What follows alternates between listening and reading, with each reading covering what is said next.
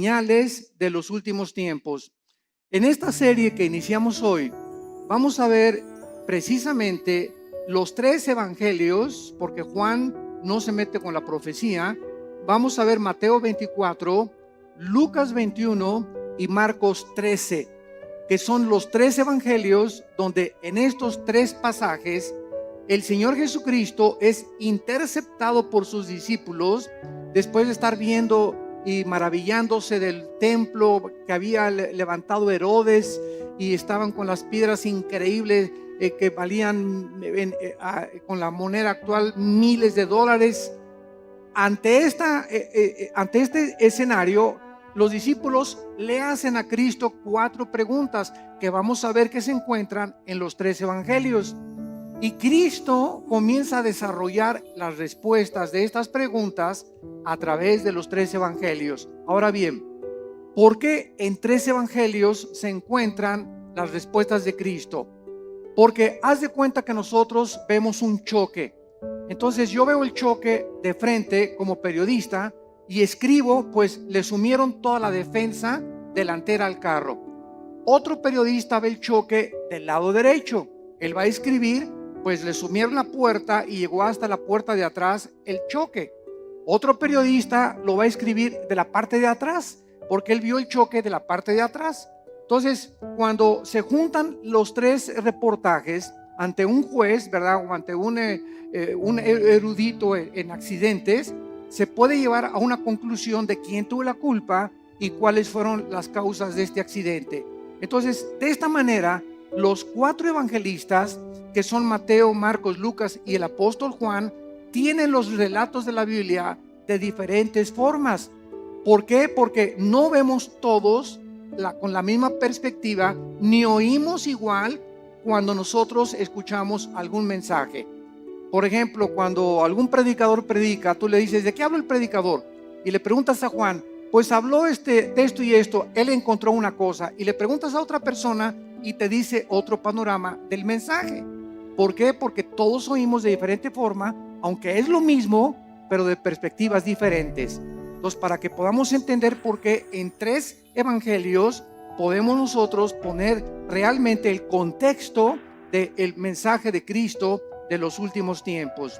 Vamos a ver ahorita, vamos a leer dos pasajes, Mateo 24, del 1 al 3, y Lucas 21, del 5 al 7, para comenzar y tener el inicio de esta serie de conferencias que se los garantizo va a estar preciosa. He tratado de, así con lupa, con microscopio, examinar los versículos, profundizar lo más que pueda. Hemos dado muchos mensajes del Apocalipsis, de los últimos tiempos, de Daniel. Tenemos la serie de Daniel ahorita en la segunda conferencia, creo que es la 15ª conferencia de todo el libro de Daniel, versículo por versículo.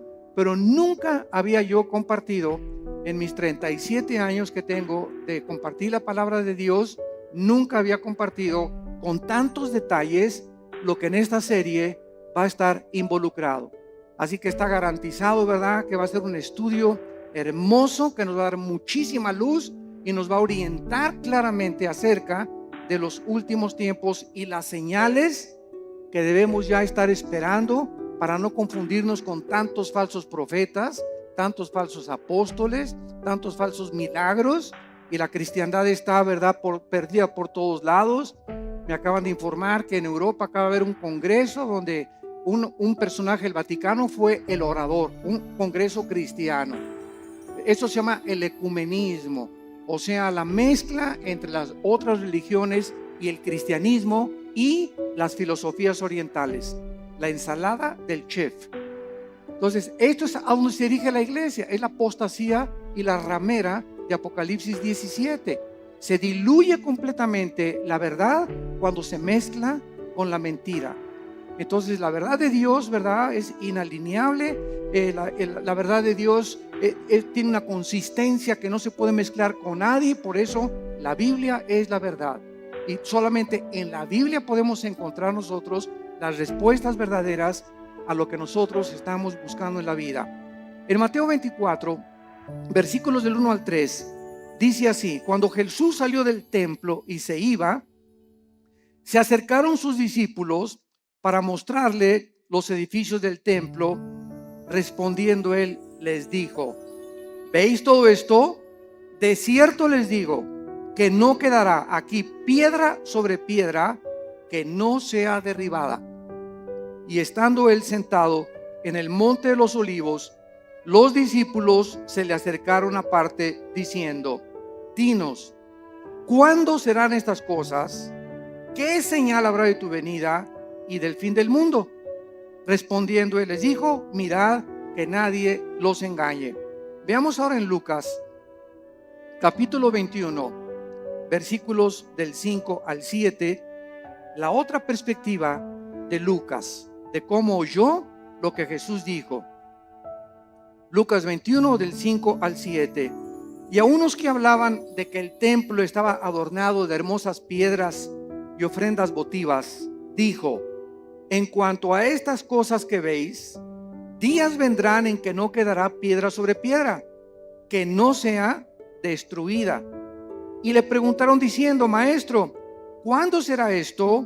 ¿Y qué señal habrá cuando estas cosas estén para suceder? Lo primero que ahorita cualquier estudiante de la Biblia acaba de captar es que son preguntas diferentes. Y vamos a ver que hay 4 preguntas, hay otras en Marcos, pero unas están relacionadas con la destrucción del templo. Esto es muy importante. Vamos a comenzar ya a explicar esto. 2 preguntas están relacionadas con la destrucción del templo y 2 preguntas están relacionadas con las señales antes de que Cristo regrese. Entonces, el Señor Jesucristo estaba en el templo el día antes de su muerte, todo el día, y antes de su arresto. Y los líderes religiosos de Israel en este momento no dejaron un solo minuto en atacarlo, en lanzarle preguntas capciosas. Y aquí ya estaba completamente determinado que los líderes de Israel rechazaron completamente al Mesías. Y al finalizar este día, algo quedó muy claro: Israel rechazaba a Jesucristo como el Mesías. Y después de abandonar el templo, entonces él anuncia lo que acabamos de leer. Ven este templo tan hermoso que adoran todos y estos edificios tan hermosos. Yo les digo que van a desaparecer y van a ser destruidos. Ahora, esta catástrofe de la destrucción que Cristo estaba profetizando, ¿cuándo se llevó a cabo?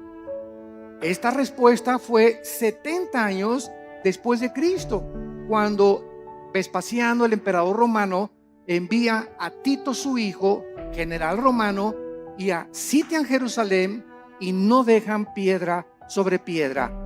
Esta consecuencia de la destrucción del templo era por el orgullo de los judíos, que estaban completamente ensoberbecidos por la belleza arquitectónica de ello y por haber rechazado al autor de la salvación y no la construcción externa que ellos comenzaron a adorar.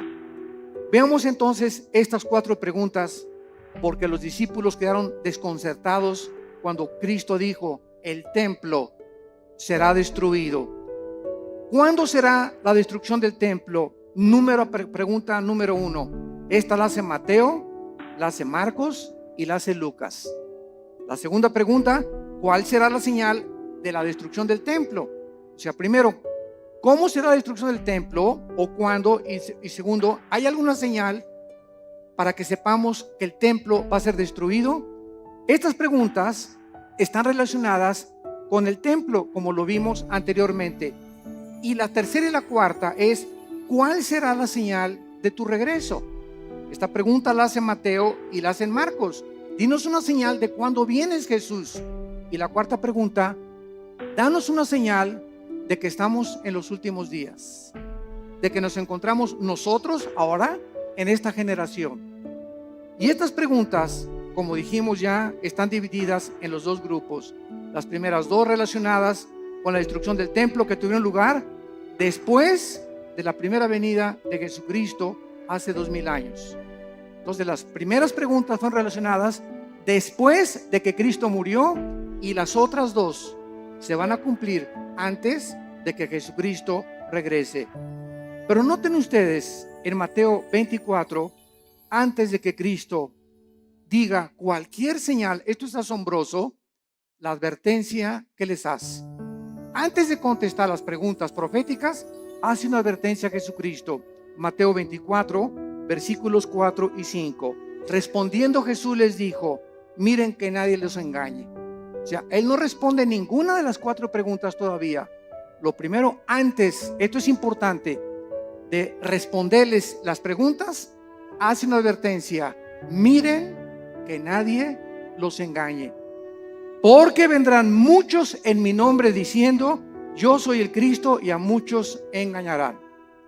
Damas y caballeros, santos de Dios, muchos hemos relacionado esta respuesta de Cristo pues con los falsos profetas que han surgido, ¿verdad? Como Jim Jones y David Koresh y el Dalai Lama y el Maharashi, que fueron falsos profetas. Sin embargo, nos hemos equivocado en ubicar solamente a los falsos mesías y a los falsos cristos dentro del ámbito religioso.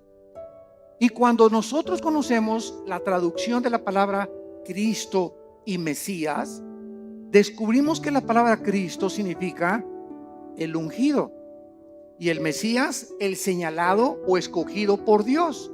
Entonces, cuando Cristo dice: van a venir muchos en mi nombre engañando a la gente, vemos nosotros la historia principalmente en el siglo XX.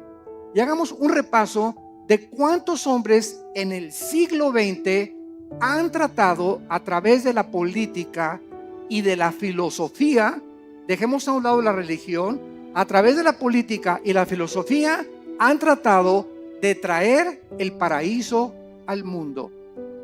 Han tratado de volver a restablecer un sistema de gobierno o una ideología en la que esa es realmente la solución para los problemas del mundo. Tenemos a Carlos Marx, que quiso traer el paraíso o el éxito a través de la lucha de clases, de que si la proletariado vencía a la burguesía, entonces la sociedad iba a vivir igualitariamente, equitativamente, y se iba a acabar la pobreza y se iban a solucionar los problemas, porque el problema desde la perspectiva de él era traer el paraíso, traer una nación o un sistema o una ideología, que es la ideología marxista-leninista, para solucionar los problemas del mundo. Y hasta ahorita todavía, a pesar de que la historia nos muestra que ha fracasado, ¿verdad?, se sigue buscando, porque el anhelo del hombre es recobrar el Edén. Lo que perdimos en el Edén está vivo dentro del corazón humano. Todos estamos buscando una mejor sociedad, más justicia, paz en el mundo, y tenemos 6,000 años de historia y no hemos visto ningún líder, ningún filósofo, ningún ideólogo, ningún político que haya podido decir: esta es la solución, este es el sistema perfecto, el gobierno perfecto, la filosofía perfecta. Todos han sido intentos ¿de qué cosa? De tratar de un Mesías que es la persona: yo soy el que voy a traer realmente la solución. Y así encontramos después de Marx, ¿verdad? Estamos Marx a Lenin, tenemos a Hitler, lo mismo, ¿verdad? No, vamos a crear una super raza aria y vamos nosotros a conquistar Europa. Y todos tienen esta idea de abarcar territorio, conquistar los conquistadores, Alejandro el Magno, Aníbal Carlomagno, Napoleón Bonaparte.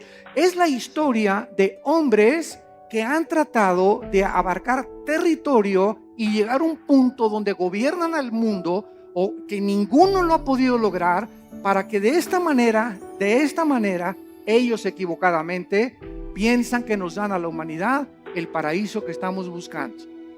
Y así tenemos, ¿verdad?, a Hitler, a Adolfo Hitler, a Nietzsche, el filósofo del ateísmo, que le dijo cuyas ideas influyeron en el nazismo, en el fascismo y en el comunismo. ¿Quién era Friedrich Nietzsche? Un alemán que murió en el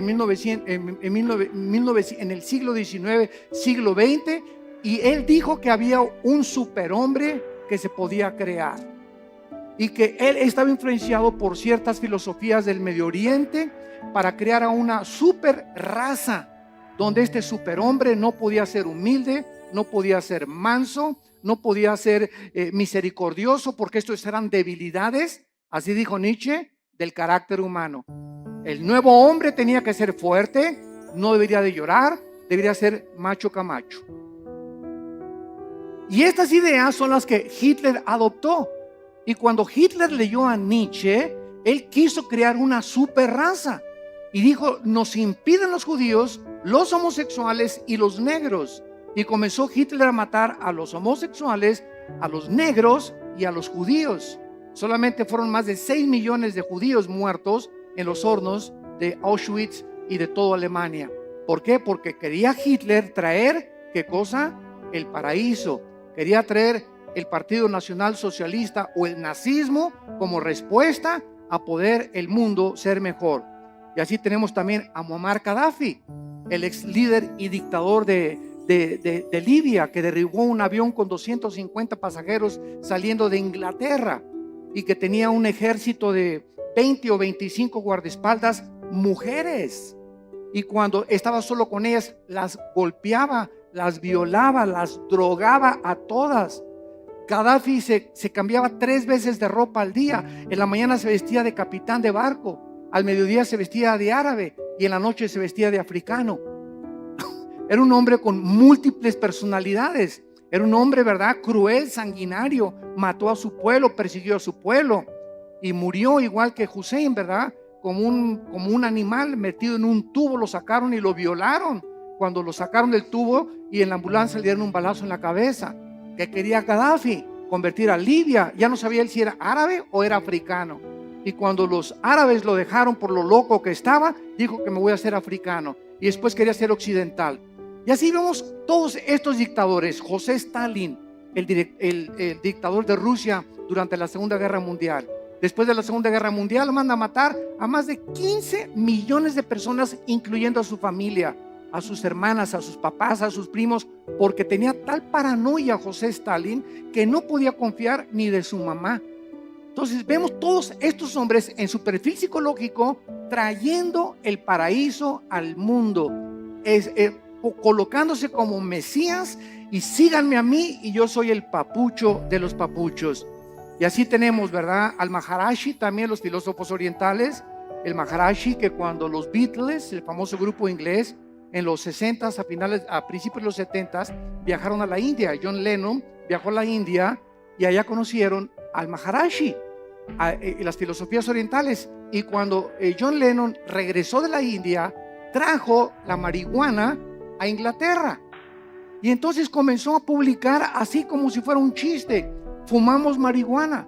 Y en la época de los 60s y los 70s, el 80% se calcula de los jóvenes en el mundo, en Europa y en América, le entraron a la Verde y a la Golden de Acapulco, a la marihuana. Era un mundo, ¿verdad?, donde la marihuana era lo más normal en esa época de los 60s o de los 70s. Entonces, ¿por qué? Porque el Maharishi dijo: al llegar a Los Ángeles, Dios está llegando a Los Ángeles. Y él fue el que le dijo a John Lennon, porque John Lennon, una semana antes de que lo asesinaran en su edificio en Nueva York, John Lennon dijo a los periodistas una semana antes: yo soy más famoso y más grande Mesías que Jesucristo. Y a la semana lo asesina un loco, ¿verdad?, que venía de Hawái, que dijo que oyó unas voces que no entendía por qué. Él nunca había matado a nadie, que le decían las voces: mata a John Lennon. Y fue y lo mató. Vemos nosotros la obra de Satanás, ¿verdad? Y cómo Dios se hizo un lado ante un hombre que lo estaba retando y estaba diciendo que era mayor que su hijo Jesucristo. Y así tenemos a Jim Jones, que se llevó a 900 personas a la Guyana, 1978, junto a Venezuela en la Guyana. 995 personas les da a beber veneno con Kool-Aid, porque les decía que iba a venir la Tercera Guerra Mundial y que era mucho mejor morirse que poder que seguir viviendo. Y todos se bebieron el veneno. Llegaron y encontraron a todos boca abajo, ¿verdad? 995 personas que este hombre las engañó y les dijo que él era Dios, que él era un Mesías. Cuando llegaron a la Guyana, les dijo a los esposos: sus esposas son mías. ¿Quién, te preguntas, en sus 5 sentidos puede entregarle su esposa a un loco? O para que se le entregues tienes que estar igual de loco o más loco que la persona que te la pide. Entonces vemos que esto es posible en la naturaleza humana, que se llega a un grado donde se pierde completamente la coherencia, la racionalidad, la inteligencia, la lógica, y así encontramos cantidad de líderes que tienen un harén de 4 o 5 muchachas, y las muchachas están convencidas que él es el Mesías, como Charles Manson, el que mató a Sharon Tate, la esposa de Roman Polanski, en Los Ángeles, California, que comenzó Charles Manson a tener un ejército de muchachitas, se dormía con todas, y un día se levantó y dijo: tenemos que matar a una persona. Fueron a la casa de esta famosísima artista de cine, Sharon Tate, la acuchillaron, estaba ahí embarazada, y pusieron puercos con sangre en las paredes. Claro que está ahorita en la cárcel, ¿verdad? Se tatuó aquí la suástica de Hitler, la tiene tatuada Charles Manson, y verdad, pues está completamente loco. Lo mismo, él quería establecer el paraíso con ese grupo de personas. Jim Jones quería establecer el paraíso allá en la Guyana, y todos estos hombres han tratado de decir: nosotros tenemos la solución, y solo hay un hombre que dijo: yo soy el camino, la verdad y la vida. Un solo hombre ha atrevido a decirse: yo soy el camino, y lo ha demostrado con su vida, con su muerte y con su resurrección. Miren que nadie los engañe, porque vendrán cantidad de personajes políticos en el ambiente artístico, en el ambiente filosófico, en el ambiente religioso, ideológico, que van a traer disque soluciones y nuevas ideas para convencerlos que debemos de seguirlos a ellos, y a muchos engañarán. Y así podemos seguir con esta lista interminable de personas que Cristo, antes de contestar, nos advierte: cuidado cuando alguien diga: yo traigo la solución al mundo, o este sistema de gobierno es el adecuado, o esta forma es la adecuada, o el Maharashi, o el Dalai Lama, o el Jim Jones, o el Nietzsche, o filósofos, o Platón, o Sócrates. Cuidado con filosofías, dice Colosenses 2:8, que tienen su origen en los seres humanos. Todos nosotros somos seres humanos nacidos de papá y de mamá, y todos nosotros no venimos del cielo como vino Jesucristo. Él es el único que el Padre envió al mundo. Él venía del Padre, regresó al Padre, y el Padre lo envió para mostrarnos que Él era el camino, la verdad y la vida. Y dichosos aquellos que han podido venir a la cruz y encontrar en el Hijo de Dios la respuesta a su problema, no solamente existencial, sino a su problema también de pecado y de la vida eterna. Yo recuerdo que todos estos personajes que les acabo de mencionar los estudié antes de ser cristiano. Yo era un apasionado de la lectura. Me acuerdo de los 10, 11 años de edad. Dios lo pone en uno, ¿verdad? No me jacto de esto, pero siempre me gustó muchísimo leer desde la primaria. Y me encontraba, la directora me hablaba: ¿qué estás leyendo? Le decía: estoy leyendo las obras de Shakespeare, estoy leyendo Hamlet, estoy leyendo esto, Los tesoros de la juventud. Siempre me gustó mucho leer, y a los 12 o 13 años me apasionó todo lo que era la ideología, y el marxismo, y el leninismo, y todas las filosofías orientales, y los líderes religiosos, y Mahoma, y Buda, etcétera, etcétera. Y después de leer todo eso que leí, ¿verdad?, me encontraba a los 24, 25 años de edad completamente confundido, en un problema existencial tremendo. Me traté de quitar la vida más de 2 veces, ya no quería seguir viviendo, no encontraba la respuesta. Me di cuenta que este sistema era una hipocresía, que esto era una hipocresía, que las religiones eran una hipocresía, hasta que encontré a mi hermano Alejandro, que me dijo: Armando, quiero presentarte a un hombre. Le dije: ¿quién? Los he estudiado a todos. Y mi hijo se llama Jesús de Nazaret. Le dije: mira, de religión, inmediatamente lo ligué con la religión. No me hables de religión, le dije a mi hermano. Y mi hermano me contestó, Alejandro, que es pastor también, me dijo: no te vengo a presentar ninguna religión, te vengo a presentar un hombre, el único en la historia que ha dicho que es la resurrección de la vida, y el único que puede entrar a tu vida porque está resucitado, y su tumba está vacía, y puede cambiar tu manera de vivir y darte una nueva orientación, un nuevo enfoque, una nueva perspectiva, verdaderamente, para que descubras el propósito y la razón de tu vida. Y pues comencé a estudiar la Biblia.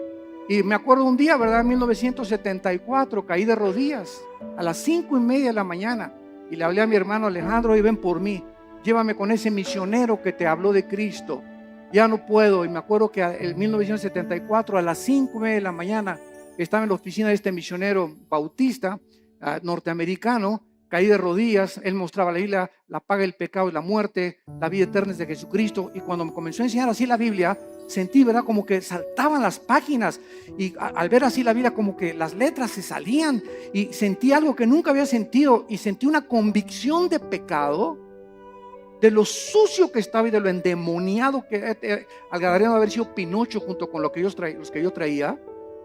Que caí de rodillas llorando y le dije: Señor, perdóname, tú eres el Cristo y eres la razón por la cual yo nací, y realmente tú tienes la respuesta a mi problema existencial. Te prometo que te sigo con todo mi corazón. Y en ese momento yo había llegado al final de mi búsqueda. Ya no tenía a nadie a quien buscar. Lo que realmente, el vacío que tenía yo, el vacío que han tenido todos esos líderes, el vacío que existe en la gente, es el vacío que solo Jesucristo puede llenar en tu vida y en tu vida y en tu vida. No hay nadie más, ni sigas buscando más, porque vas a seguir una búsqueda completamente vacía y completamente que no te va a satisfacer jamás. Cuando tú llegues a Jesucristo, has llegado al hombre que realmente tiene las respuestas a tu problema, de dónde venimos, quiénes somos y a dónde nos dirigimos. Y es maravilloso, ¿verdad?, cuando estudiamos a Jesucristo, que venimos a estudiar una persona que nos da respuestas que trascienden completamente la lógica y la inteligencia humana. Y precisamente como Él dijo: mis pensamientos no son vuestros pensamientos, ni mis caminos son vuestros caminos. Al venir a la Biblia nos estrellamos, chocamos con la mente de Dios, porque no es nuestra mente. Y por eso el hombre natural, como dice 1 Corintios 2, no entiende las cosas de la Biblia. Y llegan por acá y, ay, ¿por qué tanta sangre? ¿Y por qué Dios mandó matar a los cananitas? Y aquí hay una contradicción. Y aquí hay esto. ¿Por qué? Porque en su mente, en su actitud, no están buscando la verdad. Están tratando de encontrar errores que existen en su limitación intelectual. Entonces, el problema no es el problema de Dios. El problema es el problema de nosotros, que somos como caracoles, como garbanzos, como renacuajos comparados con la inmensidad de la mente de Dios. Y que si vamos a comenzar a caminar con Dios, tenemos que caminar de rodillas detrás de Él, de rodillas. No se puede, dicen que la puerta al cielo es una puerta chaparrita, porque solamente entran los que se arrodillan. Pero si quieres entrar parado, te vas a estrellar, porque es la soberbia intelectual del ser humano la que le impide poder encontrar la verdad. Y fue la razón por la cual los líderes de Israel rechazaron a Jesucristo. Este viene a cambiar nuestra religión, este viene a amenazarnos, es una amenaza, tenemos que eliminarlo, porque si no, no podemos nosotros seguir estableciendo el paraíso a través de las religiones. Y las religiones, todas las religiones, conducen a la muerte. Porque el cristianismo no es una religión, es una relación personal, viva, dinámica, orgánica, con alguien que vive en este momento y que quiere entrar a tu vida. Muy bien.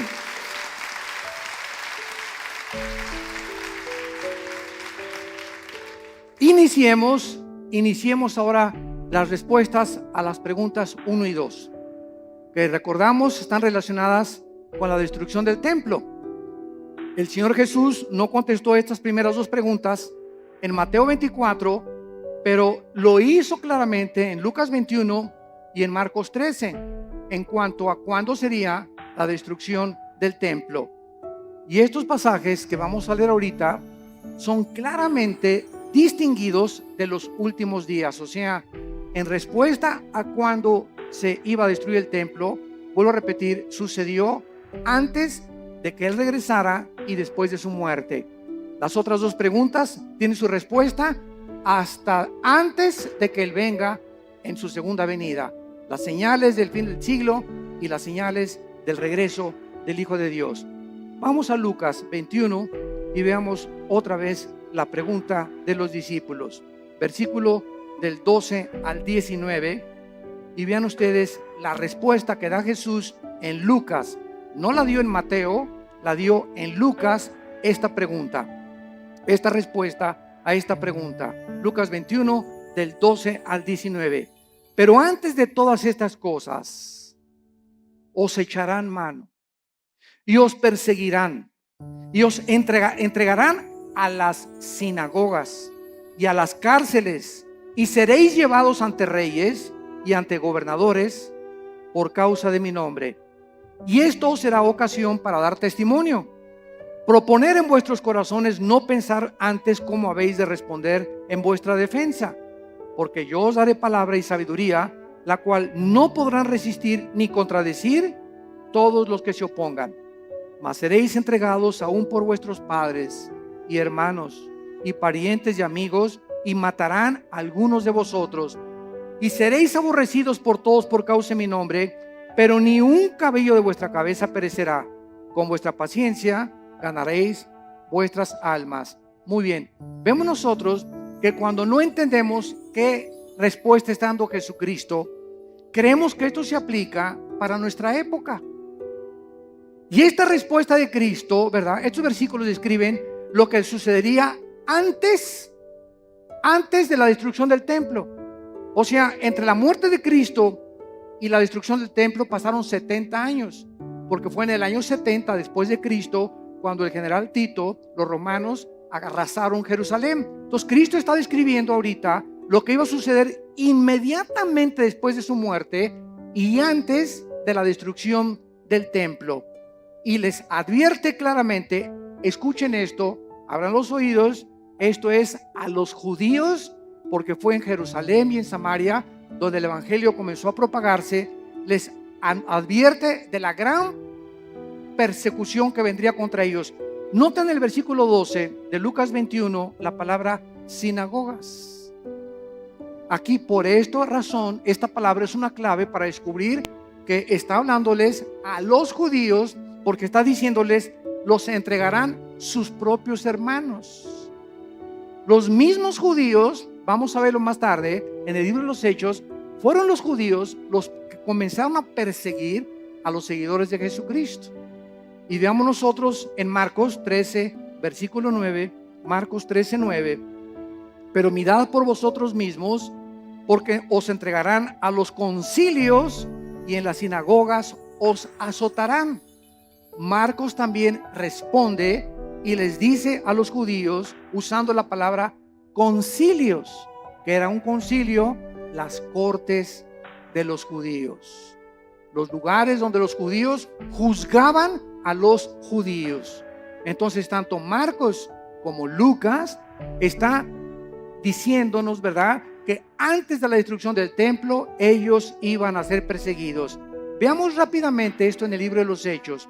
El apóstol Pablo fue llevado ante Félix, el gobernador romano, para ser interrogado. Hechos 23 y Hechos 24. Y después Pablo apeló para ir al César. Hechos 25. Después de la destrucción del templo, los judíos continuaron siendo perseguidos, los judíos, por muchos siglos. Pero miles de judíos se convirtieron a Cristo durante los primeros siglos. Veamos rápidamente algunos ejemplos. Hechos 2:41. Así que los que recibieron su palabra, está hablando de los judíos, fueron bautizados y se añadieron aquel día como 3,000 judíos convertidos inmediatamente después de la resurrección. Capítulo 4, versículo 4 del libro de los Hechos.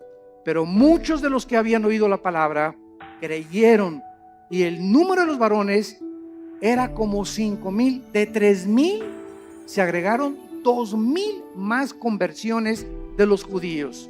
Capítulo 6, versículo 7. Y crecía la palabra del Señor, y el número de los discípulos se multiplicaba grandemente en Jerusalén, y los sacerdotes, muchos también de ellos, obedecían a la fe. Capítulo 21, versículo 21 del mismo libro de los Hechos.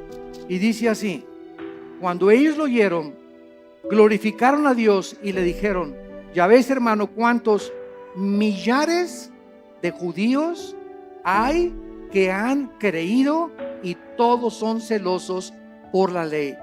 Pero al mismo tiempo que miles de judíos se convirtieron, fueron también los mismos judíos los que comenzaron a perseguirles a ellos. Y amados santos de Dios, sucede lo mismo dentro del cristianismo. Los ataques más grandes que tenemos en la iglesia cristiana son de muchos que se dicen nuestros hermanos en la fe. Qué triste, ¿verdad?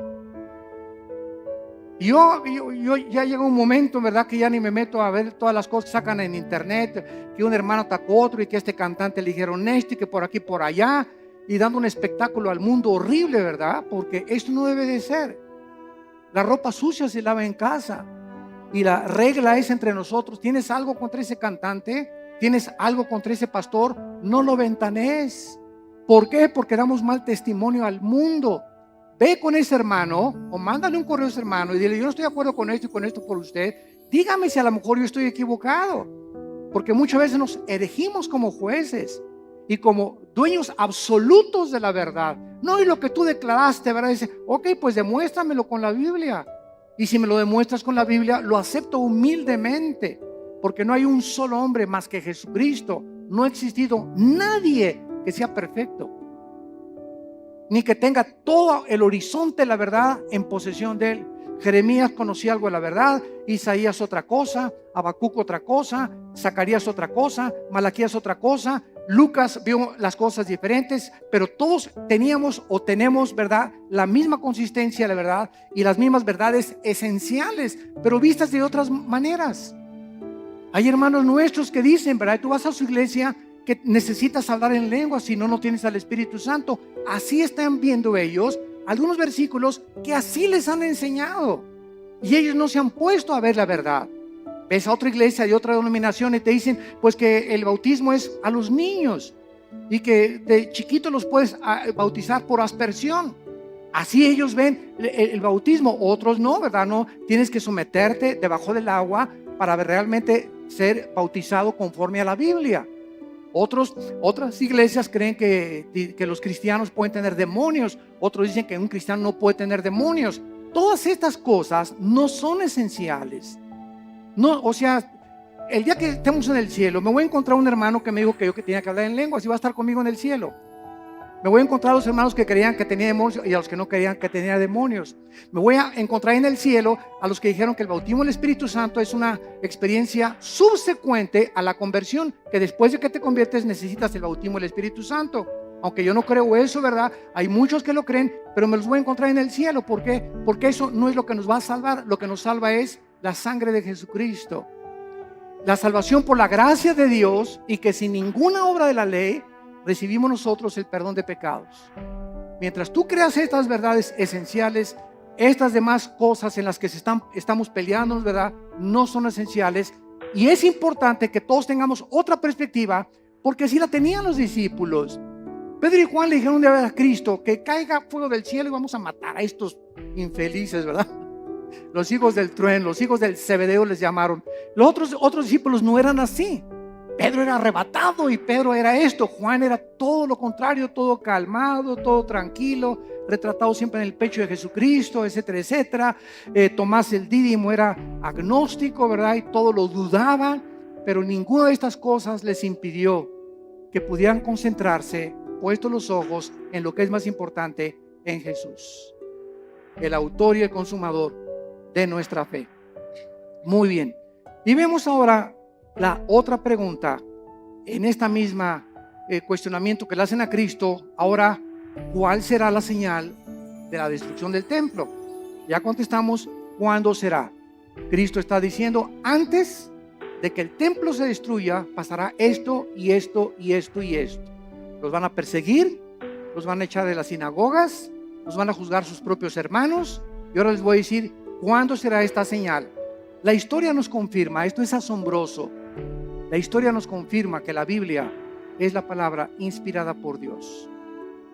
Las profecías lo confirman, la genética lo confirma, la geografía lo confirma, la arqueología lo confirma, la antropología, la física, la química, la literatura y cualquier rama o cualquier disciplina que tú puedas estudiar confirma la veracidad y autenticidad de la inspiración del libro que tenemos estudiando en esta mañana. El levantamiento de los judíos contra los romanos ocurrió en el año 66 después de Cristo. Apúntalo. Ahí comenzó cuando los judíos comenzaron a tratar otra vez de liberarse del yugo de Roma, con la dramática derrota final en la famosa montaña del Masada. No sé cuántos de ustedes han ido a Jerusalén. Los que nos han acompañado en los viajes a Jerusalén, nunca dejamos a un lado Masada. Masada es una como montaña inmensa y nos suben por funicular. Y hasta allá arriba de Masada están los baños donde se bañaba Herodes, que tenía vapores y todo. Es como un cráter hasta arriba de la montaña. Y ahí los últimos judíos que fueron alcanzados por los romanos, como no podían subir y hacer la guerra, los sitiaron. Creo que fueron 4 o 6 meses, según el escritor romano Flavio Josefo y Plinio, que fueron escritores del primer siglo de la época cristiana. Y entonces los romanos los sitiaron y los dejaron morirse de hambre. O sea, pues ya se les acabó la comida, ¿verdad? Y se esperaron hasta que ya no tuvieran nada. Entonces los judíos, para que los romanos no subieran y violaran a sus esposas y mataran a sus hijos, se suicidaron. Se cortaron todos, ¿verdad?, con las espadas, y encontraron a más de 900 judíos ahí muertos. Fueron los últimos judíos que resistieron al imperio romano. El emperador Nerón se suicida en el año 68 después de Cristo, y Vespasiano, que era su principal general, ocupa el imperio de Roma. Vespasiano manda a Tito a que rodee Jerusalén y que acaben completamente con todos. Y no hubo ningún cristiano, escuchen esto, ningún cristiano mesiánico. O sea, de aquel tiempo, como ya vimos, había casi más de 5,000 convertidos. Ninguno de estos fue muerto en el sitio contra Jerusalén, porque creyeron en las palabras de Jesucristo. Les salvaron de la masacre haber obedecido a Jesucristo. Ahora veamos también nosotros, ¿verdad?, que el término en Lucas 21:24, vayamos a Lucas 21:24, hay una profecía que hasta este momento se está cumpliendo. Y el escritor romano Flavio Josefo, como citamos anteriormente, escribió que casi 100,000 judíos fueron tomados como esclavos y vendidos en varios lugares dentro del imperio romano. Son los que, cuando sitió Jerusalén Tito, sobrevivieron, y fueron casi 100,000 judíos. Y entonces vino lo que se llama la diáspora, ¿verdad? Los mandaron a todas partes del mundo en los 5 continentes. Y vean la profecía de Cristo, Lucas 21:24, y caerán a filo de espada. ¿Cuándo se cumplió? En el año 70 después de Cristo. Y serán llevados cautivos a todas las naciones. Se cumplió después del año 70 hasta 1948, que se independizó Israel. Y andas ahí buscando a Nostradamus. ¿Qué dice Nostradamus? Jesús, María y José y el burrito que los acompaña. Cada cosa que Jesucristo profetizó, la historia lo confirma. Y escuchen esto: y Jerusalén, esto es asombroso, será hollada, o sea, pisoteada por los gentiles hasta que los tiempos de los gentiles se cumplan. El tiempo de los gentiles, esto es muy importante para los estudiantes de la Biblia. El tiempo de los gentiles designa un periodo en el cual los imperios no judíos, los imperios mundiales, tendrían el poder o el control de la nación de Israel, y comenzó el tiempo de los gentiles en el año 586 antes de Cristo, cuando el rey Nabucodonosor invade Jerusalén y se lleva al exilio a miles de judíos. Desde el año 586 hasta 1948, para ser exactos, el 14 de mayo, la nación de Israel, después de casi 2,000 años de haber sido dispersada por todos los continentes, para que se cumplieran las palabras de Jesucristo, ante los ojos expectantes del mundo, se reúne Israel y el 14 de mayo se declara la libre nación soberana independiente de Israel. Ninguna otra nación en el estudio de la sociología, en el estudio de la historia, en el estudio de la antropología del ser humano, en ninguna otra nación, ni tribu, ni lengua en la historia del mundo sucedió lo que sucedió con la nación de Israel. Ahora entendemos nosotros los estudiantes de la Biblia cuando nos preguntan, ¿y por qué Israel? Y ahí viene la envidia. ¿Y por qué este trae este carro? ¿Y por qué este trae esta casa? ¿Y por qué? Y la envidia nos corroe, y la envidia siempre está, ¿por qué no tengo yo lo que esa persona tiene? Y sabemos la respuesta, simplemente porque Dios escogió a Israel para que los ojos del mundo se concentraran en esta nación y pudiéramos ver nosotros, esta generación que ahorita está escuchando estas palabras, que somos la generación le llaman en inglés los baby boomers, los que nacieron del 45 más o menos a nuestros años, o los del 70 o 70, 80, o naciste en los 90, 60, pero tú eres testigo de que en el 48 Israel regresó conforme a profecías de hace 2500 años y las palabras de Cristo hace 2000 años.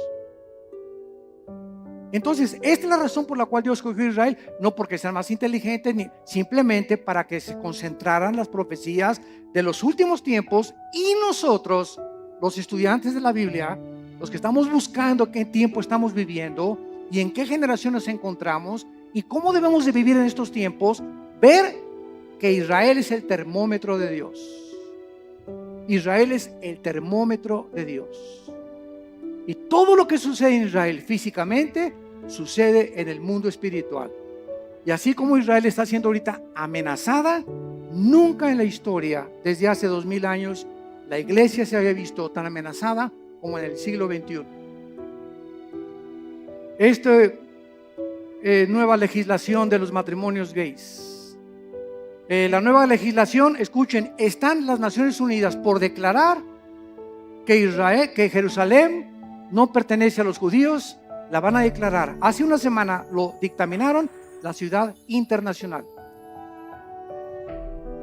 Les van a quitar a los judíos Jerusalén. El Papa acaba de reconocer, Francisco acaba de reconocer a Mahmoud Abbas, el líder del grupo terrorista más grande en el Medio Oriente después de ISIS, que es el ángel de la paz, y que merecen tener un Estado palestino. Entonces están pasando cosas en el mundo que dicen, no es posible que esto suceda. Y por si fuera poco, en México se nos escapa el Chapo Guzmán. Y todavía para rematarle, ¿verdad? Corren al pobre del Piojo Pérez Herrera, digo. Están pasando tantas cosas, ¿verdad? Tanto en el ambiente deportivo, cuando el ambiente dices, no es posible, no es posible, no es posible, esto es posible. Y cosas así, ¿verdad? Yo recuerdo en 1960, 70, cuando declararon a Yasser Arafat el Premio Nobel de la Paz.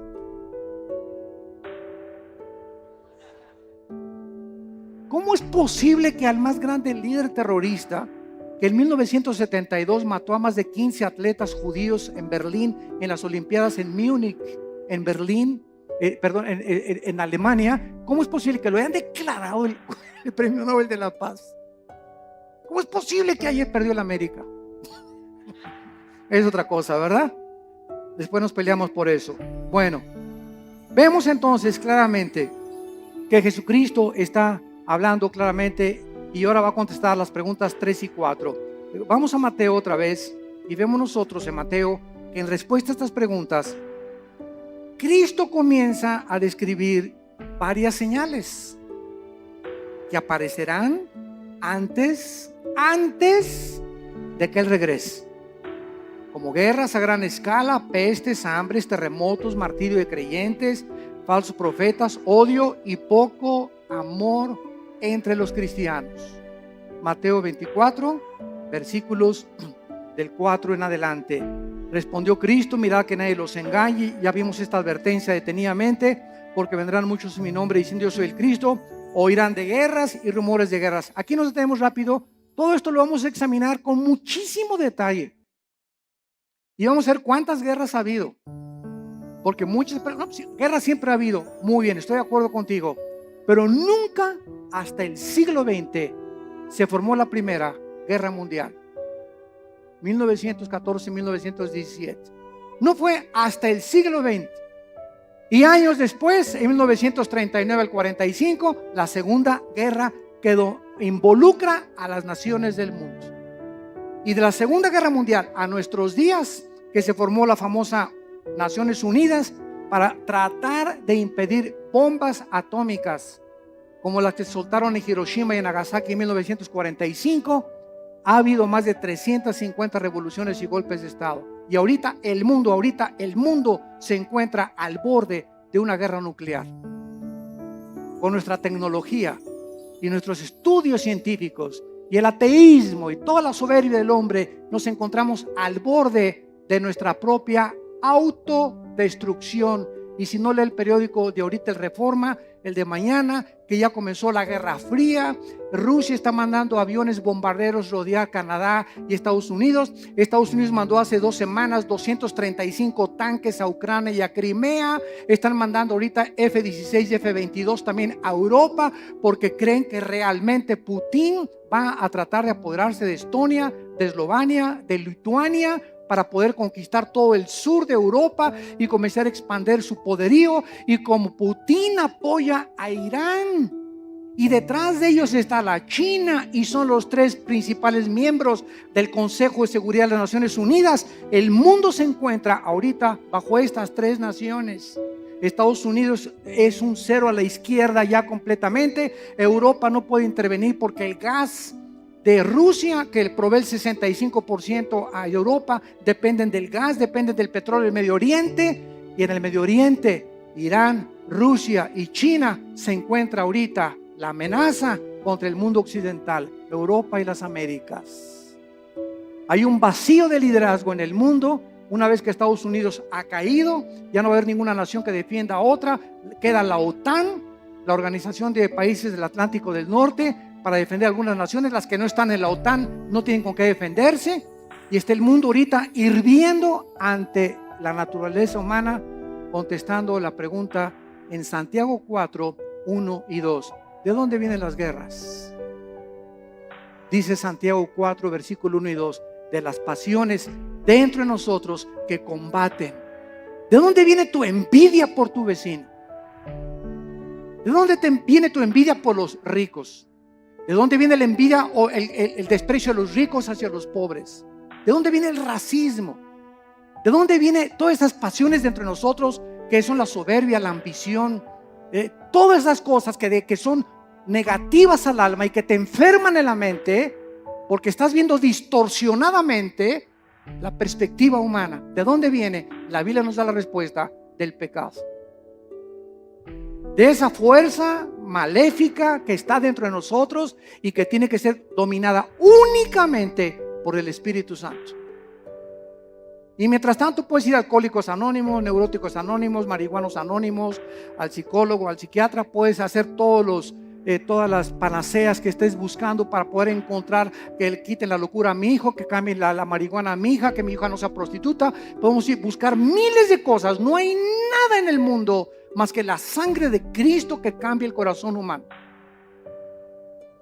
Todo lo demás son panaceas y esfuerzos inútiles de poder transformar al ser humano en un ser altruista, amable, considerado, perdonador, sin envidia, sin ambiciones, sin avaricia. Solo Cristo puede hacer este milagro en el corazón de los seres humanos. Dejamos hasta acá nuestro estudio y te damos las gracias, Señor, por tu palabra.